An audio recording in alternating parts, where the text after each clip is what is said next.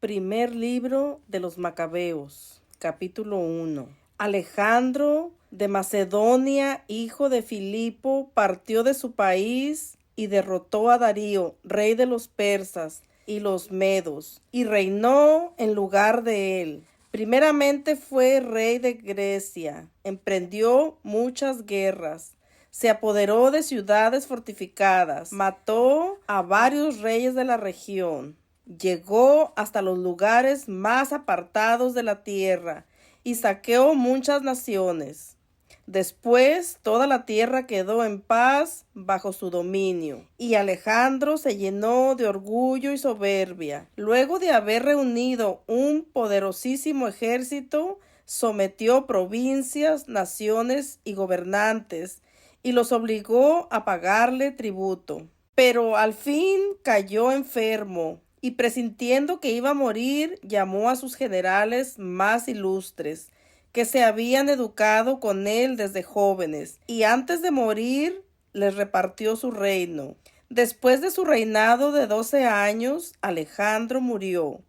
Entonces sus generales tomaron el poder, cada uno en su propia región, y tras la muerte de Alejandro fueron coronados como reyes, lo mismo que sus descendientes después de ellos, durante muchos años, y así llenaron de calamidades la tierra. De esa raíz salió un retoño, el malvado Antíoco Epífanes, hijo del rey Antíoco, que había estado como rehén en Roma, y empezó a reinar el año 137 de la dominación griega. Por aquel tiempo aparecieron en Israel renegados que engañaron a muchos diciéndoles: hagamos una alianza con las naciones que nos rodean, porque desde que nos separamos de ellas nos han venido muchas calamidades. A algunos del pueblo les gustó esto y se animaron a ir al rey, y éste les dio autorización para seguir las costumbres paganas. Construyeron un gimnasio en Jerusalén, como acostumbraban los paganos. Se hicieron operaciones para ocultar la circuncisión, renegando así del pacto sagrado. Se unieron a los paganos y se vendieron para practicar el mal. Al ver Antíoco que su reino estaba firme, decidió apoderarse de Egipto para ser rey de los dos países. Así pues, invadió a Egipto con un poderoso ejército, con carros, elefantes y una gran flota, y atacó al rey Ptolomeo, el cual retrocedió ante él y huyó, dejando muchos muertos en el campo. Antíoco ocupó las ciudades fortificadas de Egipto y saqueó el país. Después de esta victoria sobre Egipto, en el año 143, Antíoco se puso en marcha con un poderoso ejército contra Israel y llegó a Jerusalén. Entró con arrogancia en el santuario y se apoderó del altar de oro, del candelabro, de la menorá, con todos sus accesorios, de la mesa para los panes sagrados, de las copas, las tazas, los cucharones de oro, el velo y las coronas, y arrancó todo el enchapado de oro que adornaba la fachada del templo. Se apoderó también de la plata, el oro, los utensilios preciosos y los tesoros escondidos, los cuales logró encontrar. Con todas esas cosas se fue a su país. También mató a mucha gente y habló con grandísima insolencia.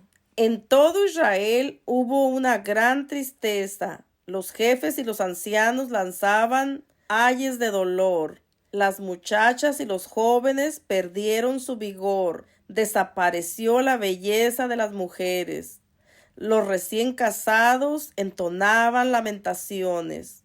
Las novias guardaban luto, sentadas en sus alcobas. La tierra entera se conmovió al ver la suerte de sus habitantes. Todo el pueblo de Jacob se vio cubierto de deshonra. 2 años más tarde, el rey envió a las ciudades de Judea a un funcionario encargado de cobrar los impuestos, el cual llegó a Jerusalén con un poderoso ejército. Con intención de engañar a los habitantes, les habló en son de paz, y ellos le creyeron. Pero de repente se lanzó sobre la ciudad, descargó sobre ella un terrible golpe, matando a muchos israelitas, y después de saquearla, la incendió y destruyó las casas y la muralla que la rodeaba. Sus hombres se llevaron cautivos a las mujeres y a los niños, y se apoderaron del ganado. Alrededor de la ciudad de David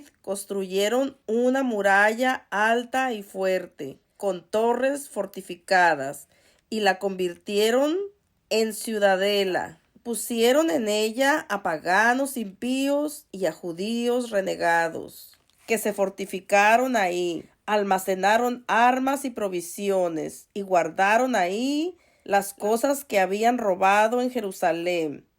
Ahí se pusieron al acecho. Fue un peligro para el santuario y una constante amenaza para Israel. Derramaron sangre inocente alrededor del santuario y lo profanaron. Por temor a ellos huyeron los habitantes de Jerusalén.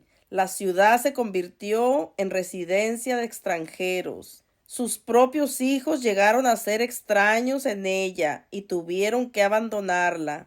El templo quedó en ruinas y desierto. Las fiestas se volvieron días de tristeza. Los días de reposo fueron causa de vergüenza, y el honor de la ciudad se convirtió en ignominia. Como fue de grande su gloria, así grande fue su humillación. Su altivez quedó convertida en tristeza. El rey publicó entonces en todo su reino un decreto que ordenaba a todos formar un solo pueblo, abandonando cada uno sus costumbres propias. Todas las otras naciones obedecieron la orden del rey, y aún muchos israelitas aceptaron la religión del rey, y ofrecieron sacrificios a los ídolos, y profanaron el día de reposo por medio de mensajeros. El rey envió a Jerusalén y demás ciudades de Judá decretos que obligaban a seguir costumbres extrañas en el país, y que prohibían ofrecer holocaustos, sacrificios y ofrendas en el santuario, que hacían profanar el día de reposo, las fiestas, el santuario y todo lo que era sagrado, que mandaban construir altares, templos y capillas para el culto idolátrico, así como sacrificar cerdos y otros animales impuros. Dejan sin circuncidar a los niños y mancharse con toda clase de cosas impuras y profanas, olvidando la ley y cambiando todos los mandamientos. Aquel que no obedeciera las órdenes del rey sería condenado a muerte. Esta orden fue enviada por escrito a todo su reino. Además, el rey nombró inspectores para todo el pueblo y dio órdenes de que en cada una de las ciudades de Judea se ofreciera sacrificios. Muchos judíos, traicionando la ley, acudieron a cumplir estas órdenes.